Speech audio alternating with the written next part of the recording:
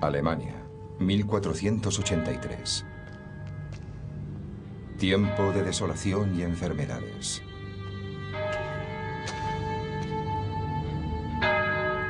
Por aquel entonces, la peste podía exterminar ciudades enteras en apenas unos días. Y una cuarta parte de todos los niños moría antes de cumplir los 5 años.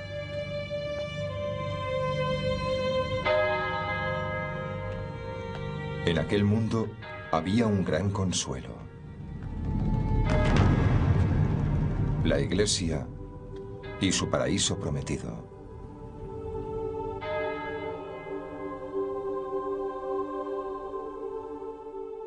Aquella promesa había convertido a la Iglesia en la institución más poderosa de la tierra. Rica como nadie, más poderosa que la realeza, pero también corrupta y tiránica. Un imperio que habría de derrocar un solo hombre: Martín Lutero.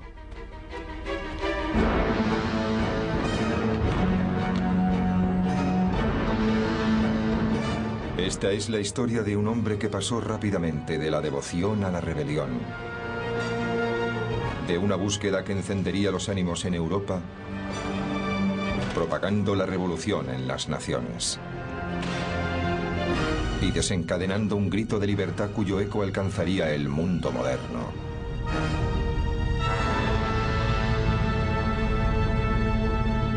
Martín Lutero. Camino al desafío.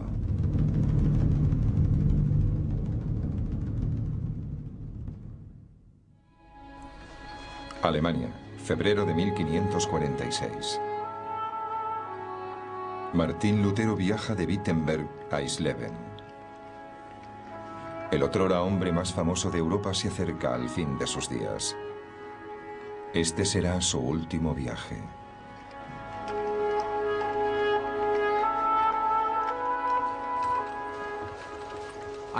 Creo que es imposible escribir la historia de la cultura occidental moderna sin hablar de Lutero y de que hay que luchar por aquello en lo que uno cree. O de la idea de que todos somos preciosos a los ojos de Dios. Estas son cosas que damos por sentadas, pero por las que Lutero tuvo que luchar. A Lutero hay que situarlo junto a los grandes emancipadores de la historia de la humanidad, por su defensa del individuo, por su coraje y por estar dispuesto a morir por sus creencias. Se enfrentó a la Iglesia Católica, una institución inmensa e inmutable, y le dijo: esto no está bien, hagamos las cosas bien. Este es uno de esos pocos casos en los que un individuo se enfrenta literalmente a la potencia más uniformadora del mundo para decirle: no pienso echarme atrás.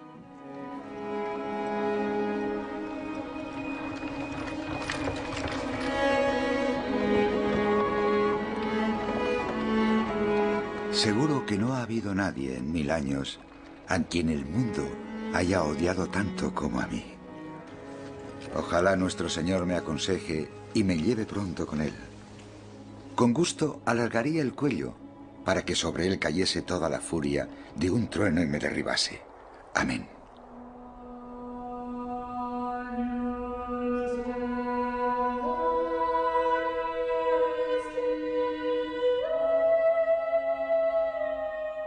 Martín Lutero, el hombre que un día pondría en entredicho la supremacía de la Iglesia Católica, fue un hombre de origen muy humilde.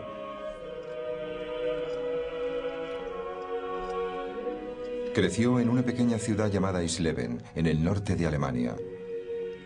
Una afanosa comunidad donde la Iglesia era la mayor autoridad. Lo más destacado de la religión en la Baja Edad Media era el cristianismo, la única religión posible. La suya era la única gran historia que se podía contar. Una historia que de hecho se contaba sistemáticamente y que formaba parte integral de las instituciones allí donde uno iba.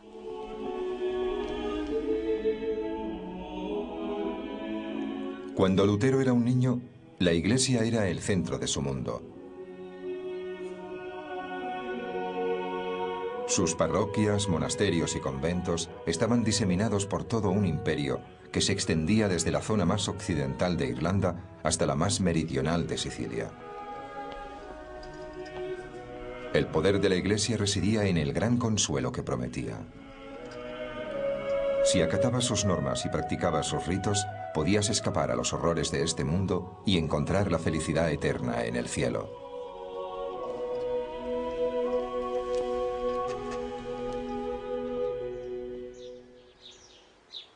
Pero la Iglesia ejercía tanto control sobre la vida en la tierra como en el cielo. Sus reglas y preceptos impregnaban todos los aspectos de la vida diaria. La Iglesia decía qué nacimiento era legítimo. Decía qué matrimonios eran legales. Decía qué testamentos eran válidos.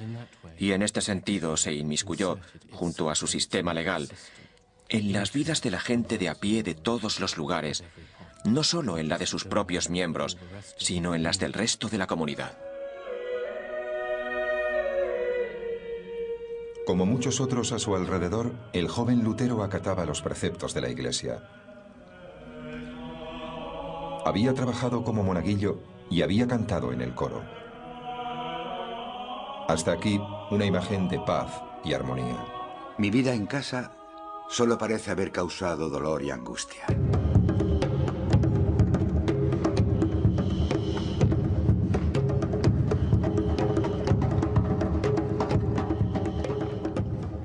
El padre de Lutero, Hans, era fundidor de cobre, uno de aquellos nuevos y prósperos hombres de negocios que se habían librado del yugo del antiguo sistema feudal para montar su propio negocio. Hans tenía unos planes muy ambiciosos para su hijo. Estaba decidido a que remontase más peldaños en la escala social, convirtiéndole en abogado. Pero Lutero no vivía en un hogar feliz. Lutero nos facilita muchos recuerdos de su infancia, y sus rememoraciones no son del todo positivas. Recuerda la frustración que sentía, cómo su padre le castigaba por sus fracasos o por su desobediencia, y creo que la impresión que da es la de alguien con muy baja autoestima. Alguien que cree que no va a estar a la altura de lo que los demás esperan de él. Hans Lutero juzgaba con dureza a su hijo. En una ocasión, mi padre me azotó tan fuerte que me escapé. Le odié hasta que finalmente logró recuperar mi afecto. Y por lo visto, la madre de Lutero no era mucho más comprensiva. Una vez mi madre me golpeó hasta hacerme sangrar por haber robado una nuez. El miedo al castigo y al fracaso marcaría a Lutero para el resto de sus días. Sin embargo, eso no le empujó a satisfacer las ambiciones de su padre, sino a una espectacular rebeldía.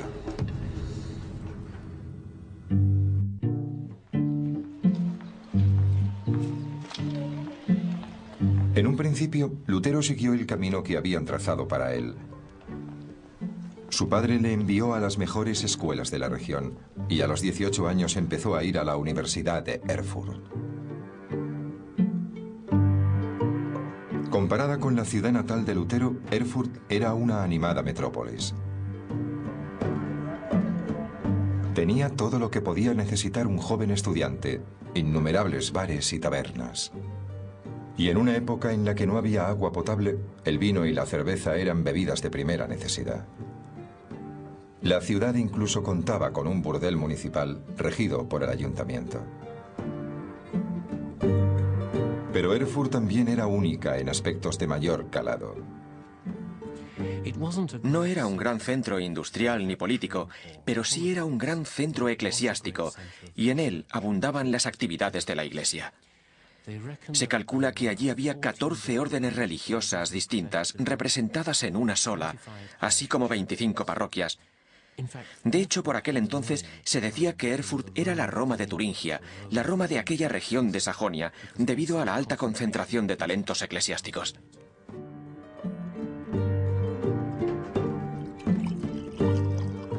En Erfurt, Lutero floreció, se convirtió en un músico entusiasta y forjó muy buena amistad con varios compañeros de estudios. Lutero se fue a los 14 o 15 años a estudiar lejos de su familia y se encontró con unos amigos muy pero que muy absorbentes. Los lazos entre aquellos jóvenes podían ser muy fuertes. Eran unos lazos muy estrechos que hacían que se sintiesen miembros de una misma familia. En aquel punto de su vida, los amigos se convirtieron en todo lo que tenía. Lutero estudió con ahínco. Se licenció en artes y obtuvo una maestría. Lo único que le quedaba para ser todo lo que su padre esperaba de él era tomar el último curso de leyes. Pero de pronto, todas las convicciones en la vida de Lutero se vinieron abajo. En el año 1505, la peste azotó a Erfurt.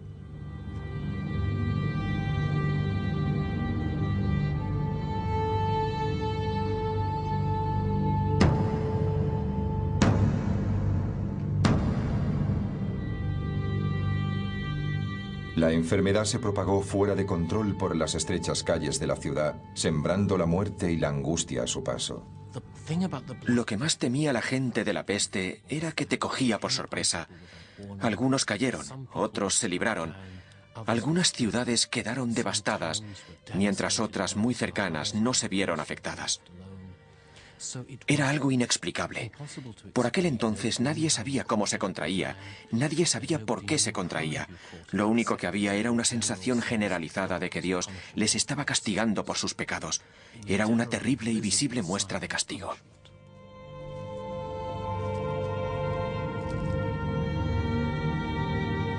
Durante los últimos 100 años, la peste había acabado con casi la mitad de la población europea.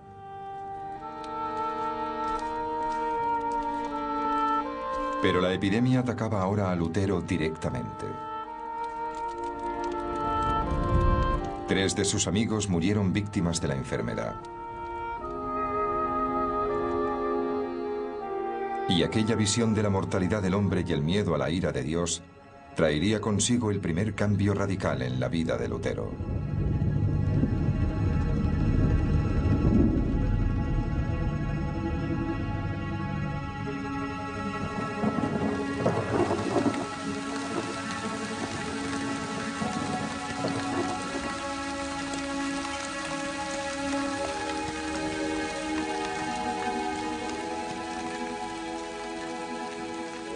Lutero, con 23 años, regresaba a Erfurt tras visitar a su familia. Cuando de pronto se vio atrapado en una espectacular tormenta eléctrica.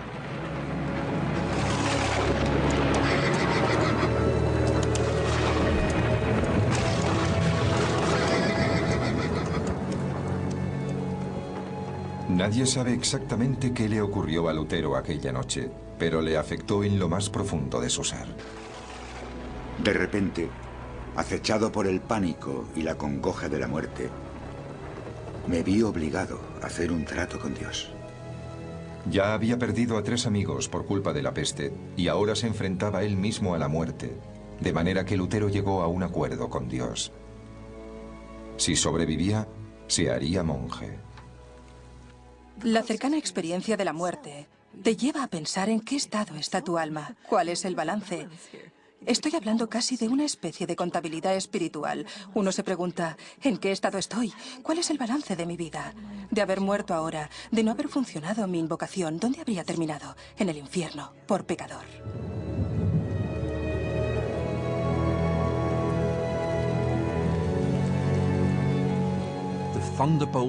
Aquel rayo le señaló 2 caminos. Podía coger el camino que su padre quería que cogiera, o podía coger el camino que, en sus propias e inconscientes cavilaciones, él mismo empezaba a creer que debía tomar.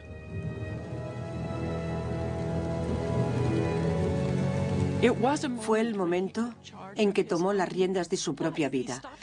Dejó de hacer lo que su padre quería que hiciera y a partir de aquel instante se entregó libremente a la vida espiritual y se dedicó a buscar en el universo las respuestas que tanto ansiaba.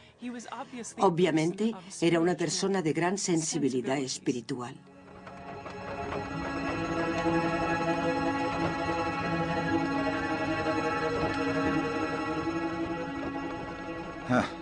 Cómo se enfureció mi padre al averiguar que su hijo no iba a convertirse en abogado.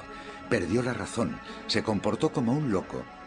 ¿Cómo se iba a imaginar él que el hecho de tener un monje en la familia le iba a suponer más prestigio y vergüenza que 1000 abogados vestidos de armiño?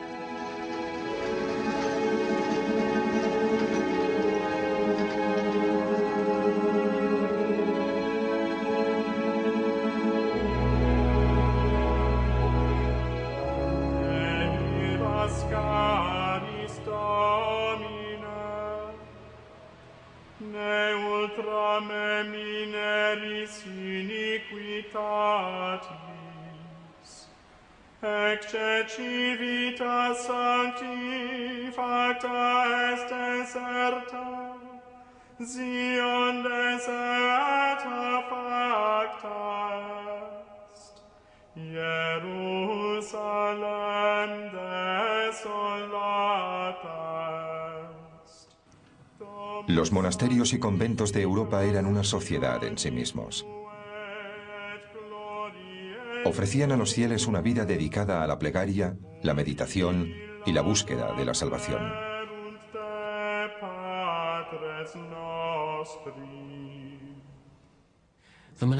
La vida monástica estaba marcada por el ritmo de las 7 horas del día litúrgico. Esto quería decir que 7 veces al día los monjes tenían que reunirse para cantar y recitar fragmentos del servicio eclesial, y eso incluía levantarse en mitad de la noche. Y cuando no estaban tomando parte de los servicios litúrgicos, sus vidas también eran rigurosamente controladas. En muchos monasterios solo se podía hablar en algunos lugares y a horas determinadas. No había ninguna privacidad y sus comidas eran muy sencillas.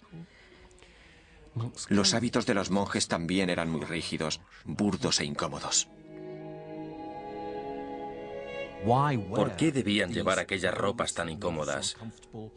¿Por qué debían asistir a todos los servicios? ¿Por qué comían tan mal? Pues por lo visto la respuesta estaba en que solo renunciando a todo aquello que la gente considera cómodo y valioso se podía alcanzar la salvación. Lutero no tardaría en creer que el único modo de lograr la salvación era renunciando por completo a su mundo, para sumergirse por completo en una comunidad que le aislaba de todo.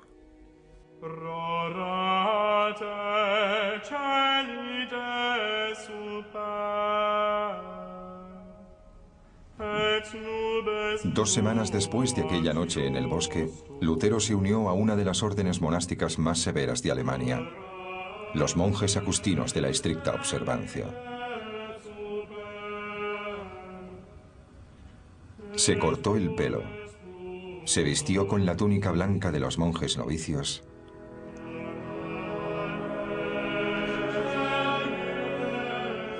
y se postró ante el abad.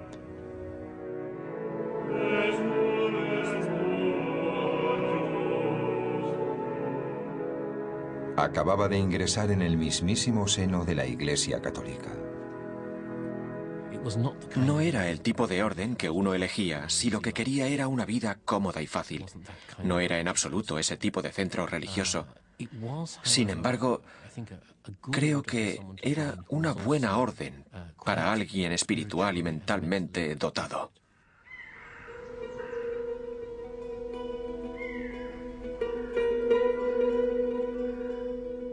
Pero el nuevo hogar de Lutero tenía tanto de negocio como de retiro espiritual. El abad dirigía un próspero negocio de tintado de prendas. Los monjes tenían una destilería donde preparaban una cerveza bastante popular.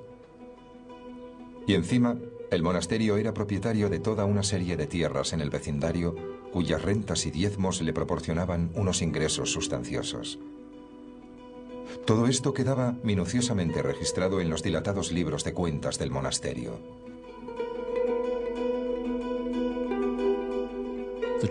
La Iglesia no pedía ayuda a sus feligreses, se la exigía, se la imponía. Tenía derecho para recaudar el diezmo, que no era precisamente una contribución voluntaria, sino un tipo de impuesto que estabas obligado a pagar si no querías que te llevaran a juicio. Además, todo el mundo accedía a su pago porque les habían inculcado desde su más tierna infancia que si no contaban con los servicios de la Iglesia, sus almas correrían un grave peligro.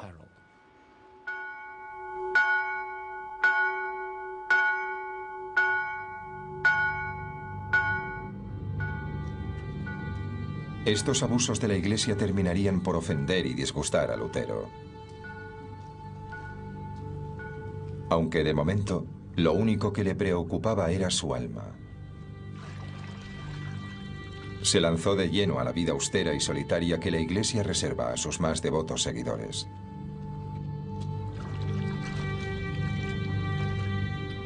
No tardó en pasar del hábito blanco de los novicios al negro de los monjes consumados. Aquella era la única ropa que ahora poseía. No estaba allí para divertirse o para burlarse de la institución, ni tampoco para pasar el rato. Aquella vida suponía, por citar algunos ejemplos, suponía ayuno recurrente, realmente suponía una negación constante de todo lo físico. La estricta rutina de estudio y plegaria de los monjes iba acompañada de un régimen de persecución de lo carnal. Alentaban a los iniciados a dormir sin sábanas ni mantas e incluso a fustigarse.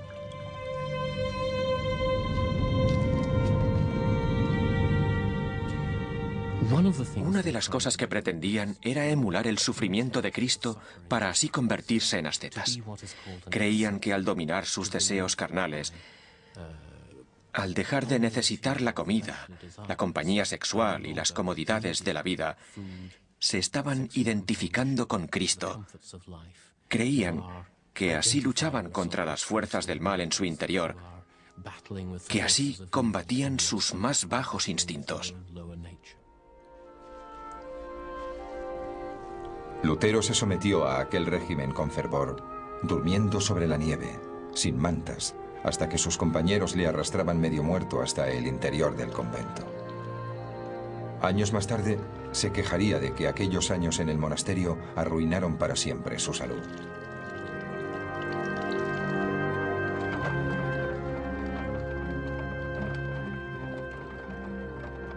Si alguna vez un monje mereció ganarse el cielo por su devoción, ese fui yo. De haber seguido un tiempo más con aquella vida, me habría matado con vigilias, las plegarias, las lecturas y demás trabajos. Todo lo que Lutero hizo a lo largo de su vida lo hizo a conciencia. Lutero lo hacía todo al 100%, al 110%. Y si a Lutero se le había metido en la cabeza hacerse monje, pues lo iba a dar todo, se iba a entregar en cuerpo y alma. Fue un buen monje.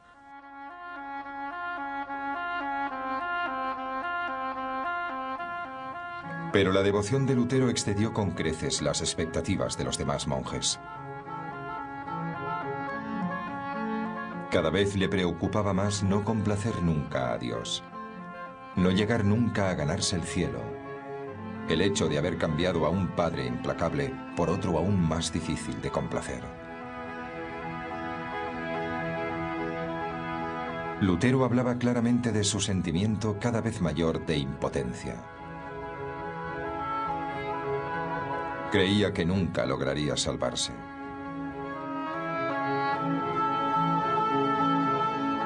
Los designios del Señor son demasiado elevados y difíciles de satisfacer.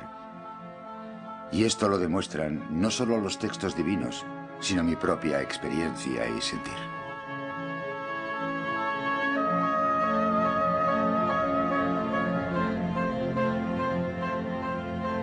Cuanto mayor era su desesperación, más se volcaba Lutero en los rituales de la Iglesia.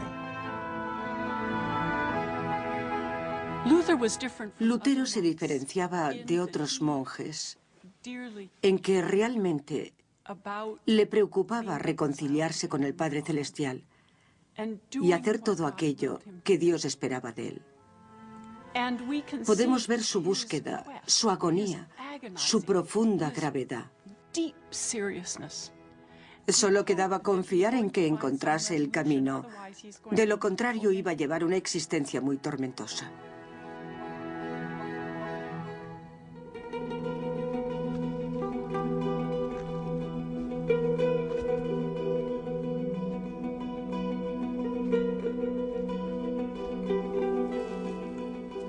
Durante 5 años, Lutero trabajó sin descanso. Hasta que en 1510 le ofrecieron una breve escapada a su vida de enclaustramiento. Su orden le envió en misión a Roma, en una de las mayores peregrinaciones de la Iglesia.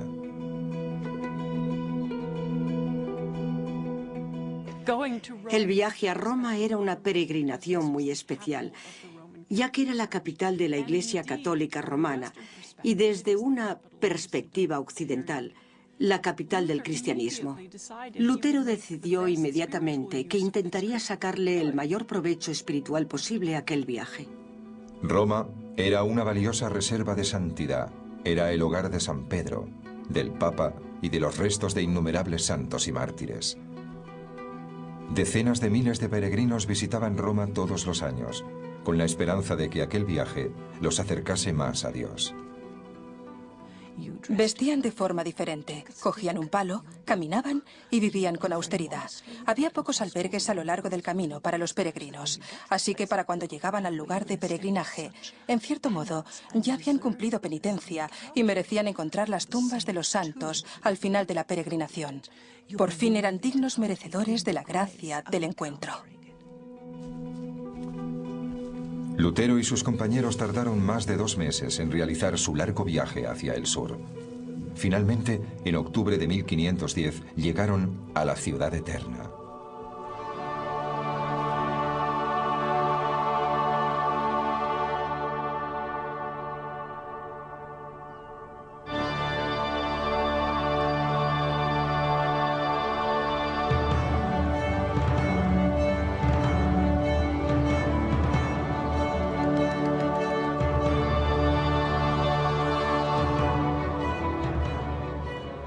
Lutero llegó a Roma cuando el Renacimiento se encontraba en su mayor apogeo.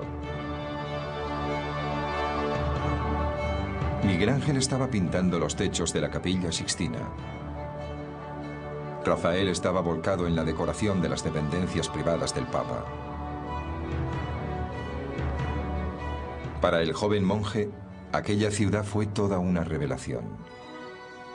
Lutero era un chico del norte, muy provinciano.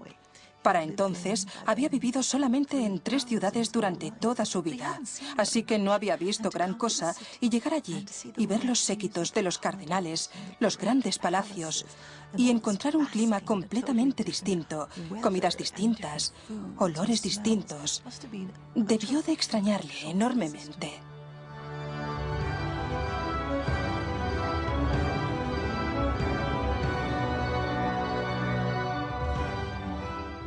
Por lo visto, cuando Lutero llegó por vez primera a Roma y entró en la ciudad, le abrumó enormemente la idea de estar en la ciudad sagrada.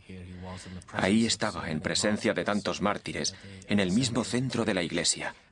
Estaba tan deslumbrado que el brillo tardó poco en desvanecerse, aunque finalmente lo hizo. Entre los palacios y las majestuosas iglesias, Lutero descubrió una institución muy mundana.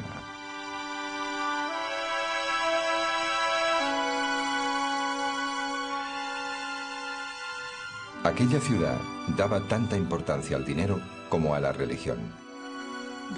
El papado como institución recaudadora de dinero era como un enorme sumidero que tragaba dinero procedente de toda Europa.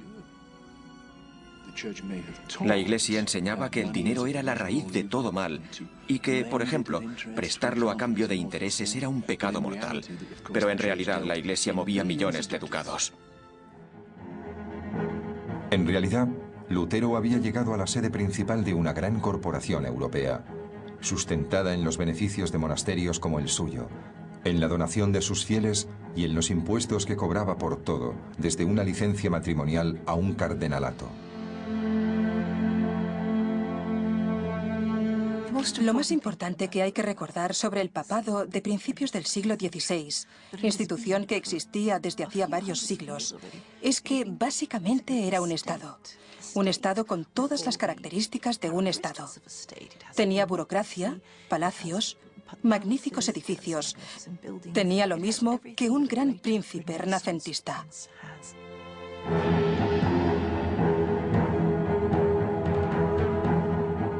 El papado incluso ostentaba poder militar. De hecho, el castillo de Sant'Angelo, el fuerte privado del Papa y su batería de cañones se alzaban imponentes sobre la ciudad.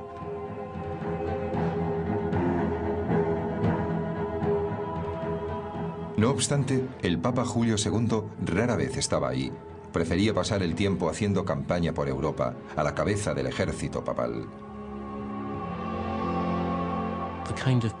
Los hombres que llegaban a lo más alto de la Iglesia solían ser duros hombres de negocios.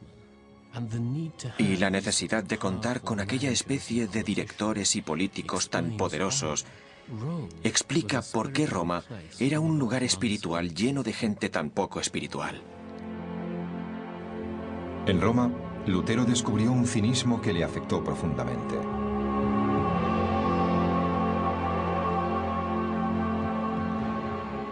Él contaba que en una ocasión, mientras rezaba tímidamente durante el servicio de una de las magníficas iglesias de la ciudad, el cura sentado a su lado le dijo: «Acabe pronto, ¿quiere?». Y después, mientras alzaba la hostia sagrada en la que creía que se había transformado el cuerpo de Cristo, otro cura murmuró: «Pan eres y pan seguirás siendo».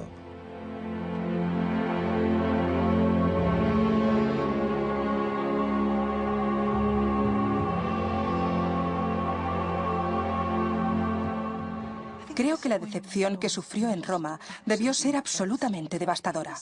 De repente se encuentra con una situación que él estaba dispuesto a vivir como una experiencia sublimadora. Se encuentra en la sede de la institución a la que él sirve y descubre que allí nadie habla su mismo idioma, en más de un sentido.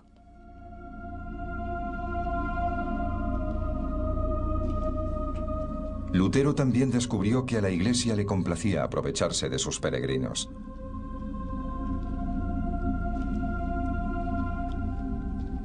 Le permitieron visitar previo pago la cripta de una iglesia. Allí podría ver los restos de 46.000 mártires cristianos. Aquello le concedía lo que se conocía como una indulgencia, que le permitiría rebajar su tiempo de estancia en el purgatorio tras su muerte.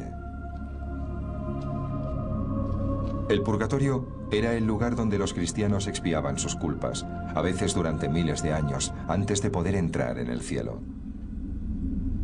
La oportunidad de comprar una reducción del tiempo de estancia en el purgatorio era algo muy tentador para los fieles y muy rentable para la Iglesia.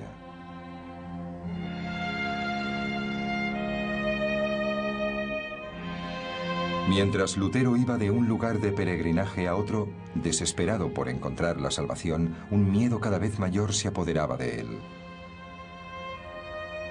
¿De verdad todo aquello podía acercarle a Dios? Finalmente, Lutero entró en crisis y empezó a cuestionar las enseñanzas de la Iglesia, a la que había entregado su vida. ¿Quién sabe si realmente es así?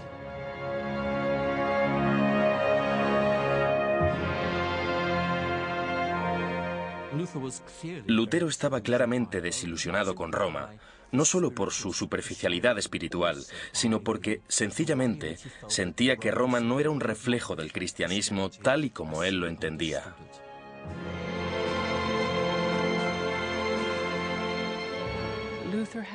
Lutero tenía la sensación de que las respuestas se le escapaban. No tenía la sensación de que Dios le quisiese más. Así que debía encontrar las respuestas en otra parte.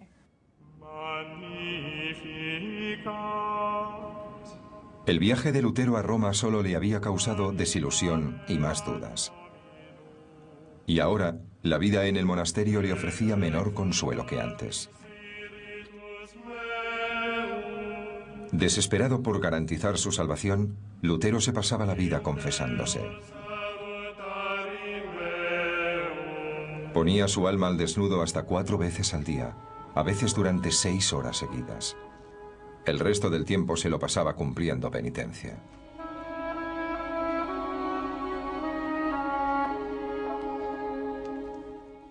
Había algo extraño en Lutero.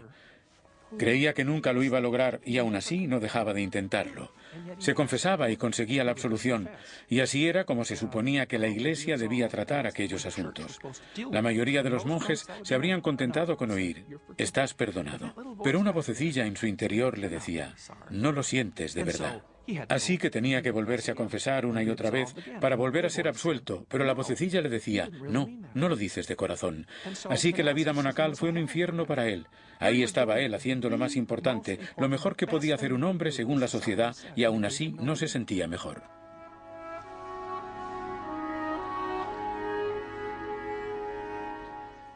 Su cabeza era un hervidero, y aún así seguía sin obtener respuestas. Seguía sintiéndose terriblemente culpable. ¿Cómo es que la vida monacal ha funcionado para decenas, para cientos de miles de hombres a lo largo de la historia del cristianismo? ¿Cuál es mi problema?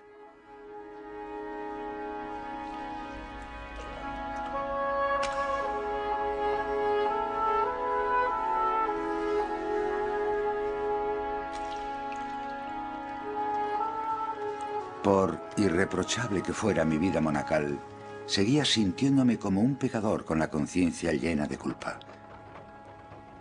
No podía creer que mi trabajo complaciera a Dios. De hecho, odiaba a aquel Dios. Así que me encolerizaba conmigo mismo. Vivía furioso y atormentado.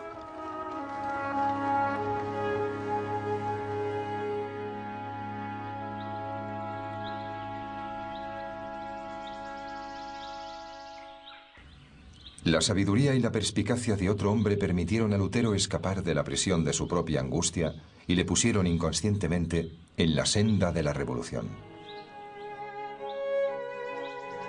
En 1511, su orden le envió a un pequeño monasterio en la ciudad de Wittenberg. Comparada con Erfurt, Wittenberg era muy pequeña. En ella apenas había un par de iglesias y una universidad recién fundada. Allí, el monje Johann von Staupitz acogió a Lutero bajo su ala. Staupitz era un miembro destacado de la orden de Lutero y estaba decidido a librar al joven monje de aquel ciclo de desesperación.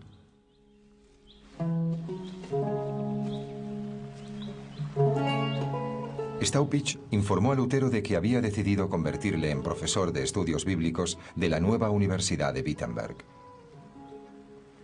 Así se vería obligado a atender las necesidades espirituales de otros y tendría menos tiempo para torturarse a sí mismo.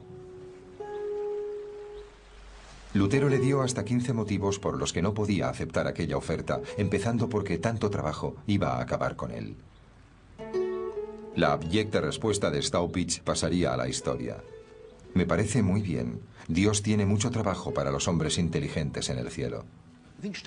Creo que Staupitz sabía muy bien cómo manejar a Lutero, con una mezcla de lástima, sutil ironía y, sobre todo, reconociendo sus virtudes, reconociendo su brillantez y su capacidad para realizar una carrera académica. Creo que lo que pretendía Staupitz era agotarle de tal manera con la preparación de sus clases que al llegar la oscura noche del alma se desplomase sobre su cama y durmiese como un bebé durante 8 horas seguidas.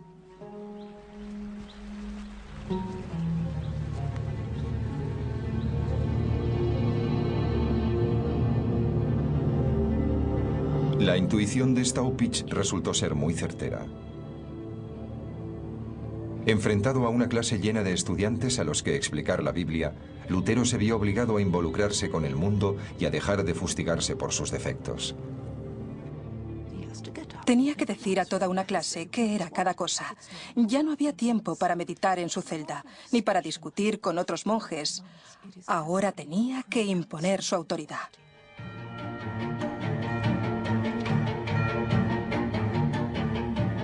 Se volcó en su trabajo y se puso a estudiar no solo el texto latino estándar de la Iglesia, sino también la edición griega y la hebrea.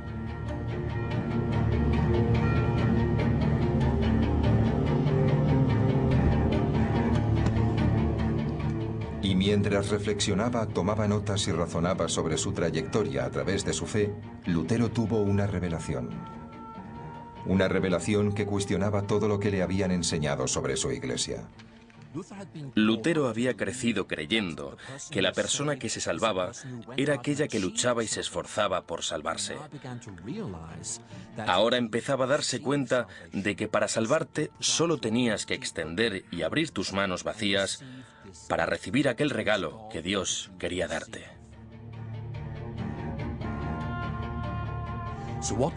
Lo que Lutero estaba diciendo era que no necesitamos la institución de la Iglesia, ni la intercesión de los sacerdotes, ni tampoco las grandes ceremonias papales para ir al cielo. No es un asunto entre el hombre y la Iglesia, sino entre el hombre y Dios.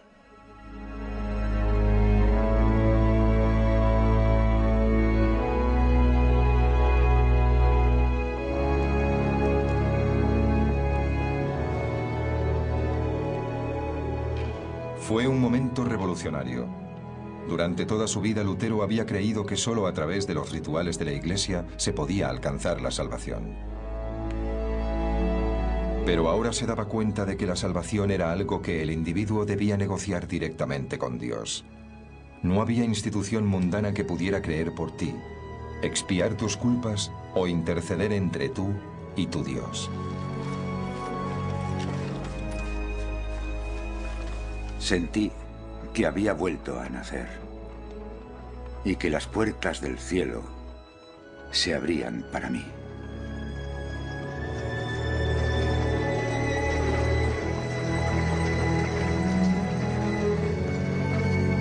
Pero nadie, y aún menos el propio Lutero, podía anticipar la ola de agitación y sublevación que estaba a punto de provocar.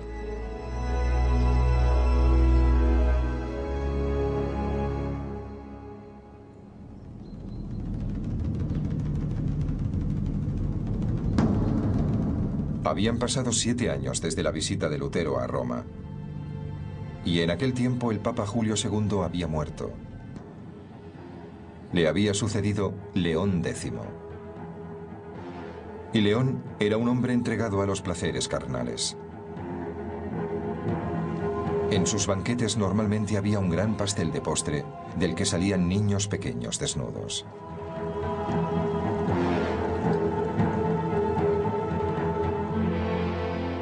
En solo 2 años de suntuosas celebraciones y cacerías de jabalíes, León vació las arcas papales.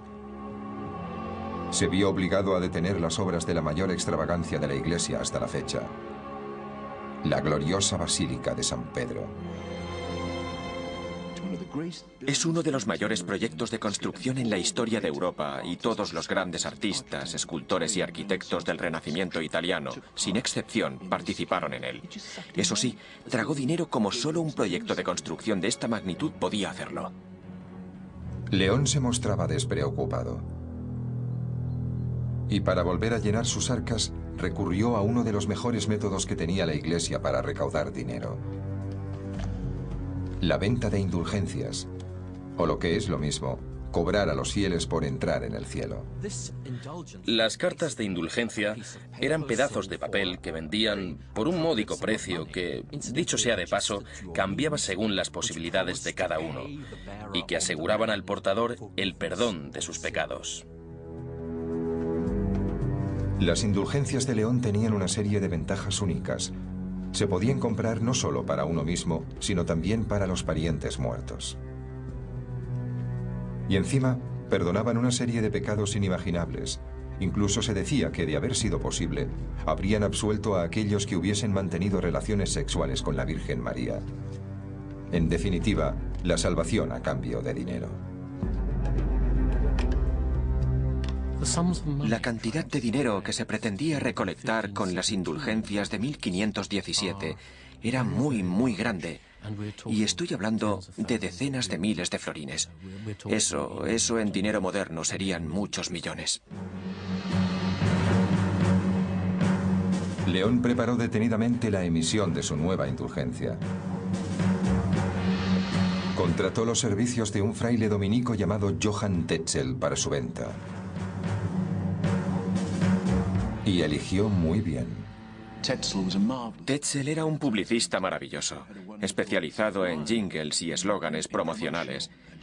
Prácticamente inventó el uso de eslógans publicitarios. Decía cosas como: Cuando la moneda tintinee en el cofre, del purgatorio salga tu alma dando un bote. Casi puede uno ver el alma llegando de un brinco al cielo desde el purgatorio. León esperó a que sus arcas vacías se llenaran con las donaciones de los fieles.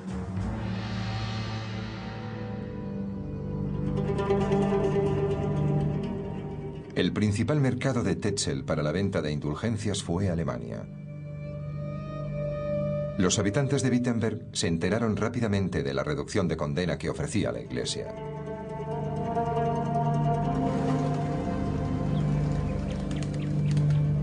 Lutero se encontró con que muchos de sus parroquianos hicieron oídos sordos a sus sermones para salir corriendo a gastar el dinero que tanto les había costado ganar en la mercancía de Tetzel. Pero a Lutero, su momento de revelación le había dejado un mensaje claro y simple. La salvación era un regalo de Dios, un regalo que se recibía a través de la fe. Y eso quería decir que la Iglesia no tenía derecho a vender la redención. Para él aquello fue un asunto pastoral. Sus propios feligreses le decían que como habían comprado una indulgencia, ya no se tenían que volver a confesar con él, ya que estaban seguros de que su alma estaba salvada.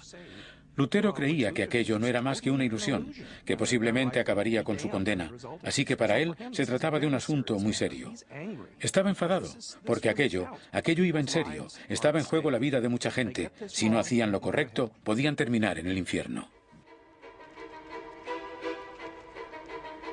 Aquel monje que en otros tiempos había sido el siervo más devoto de la Iglesia, ahora se enfrentaba a la institución a la que había dedicado su vida. La noche del 31 de octubre de 1517, Lutero se sentó y redactó una larga y vehemente lista de críticas. 95 balas o tesis dirigidas al Papa y a su comercio de indulgencias.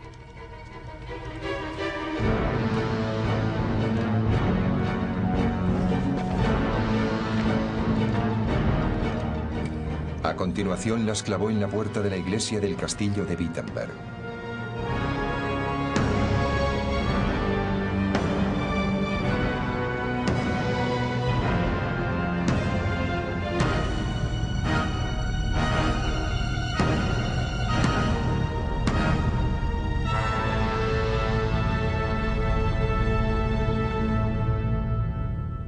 Fue un ataque flagrante al mayor poder del momento.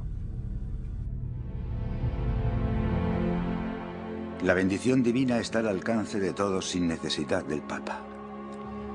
Las indulgencias son verdaderamente perniciosas, inducen a la autocomplacencia y ponen en peligro la salvación. El Papa es más rico que Creso. Debería vender la Basílica de San Pedro y entregar ese dinero a los pobres. En suma, lo que las 95 tesis dicen es: ¿dónde están los límites del poder papal? Creo que la primera ya planteaba el problema abiertamente, al decir que el camino al arrepentimiento y el perdón era mucho más arduo de lo que pudiesen hacer creer las indulgencias. La cosa no era tan sencilla como decían las indulgencias. Las indulgencias dicen que el perdón tiene precio. Lo que Jesucristo dice, y Lutero le cita, es que el arrepentimiento, que el perdón está en el arrepentimiento. Y eso ya es más difícil. Así que yo creo que realmente estaba cuestionando la autoridad papal.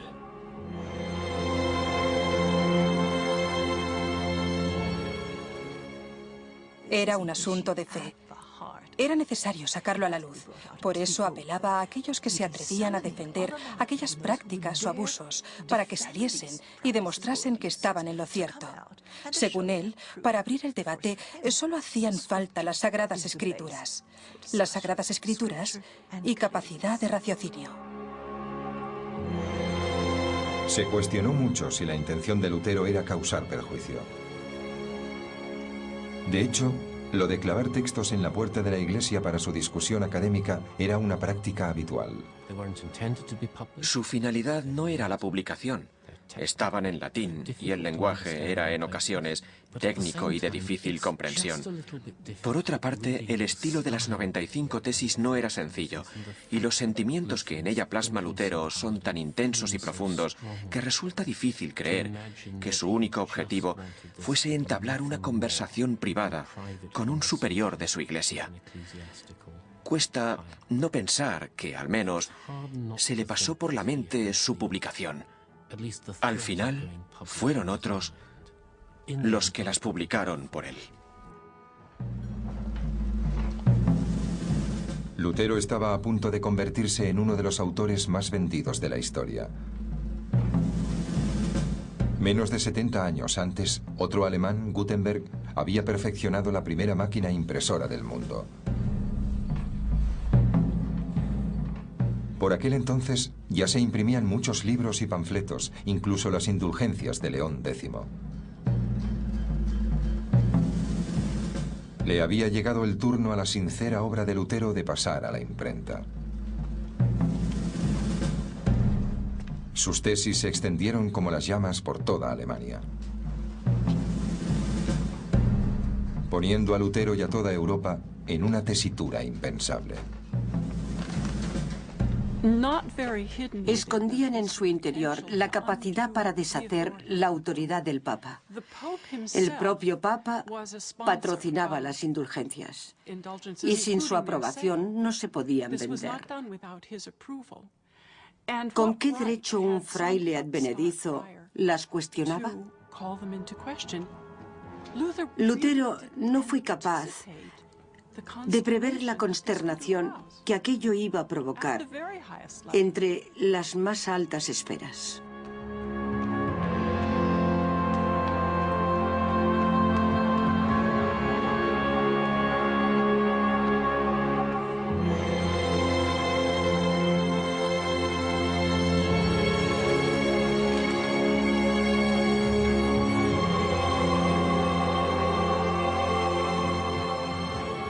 Aunque no era gratuito que la Iglesia Católica ostentase el poder desde hacía más de 1000 años.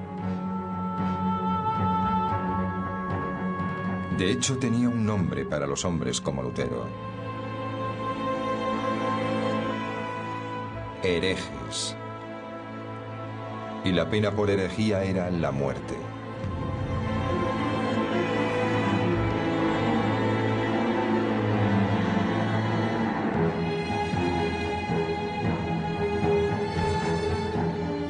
Ya estaba montada la escena para el mayor conflicto en la historia de la Iglesia.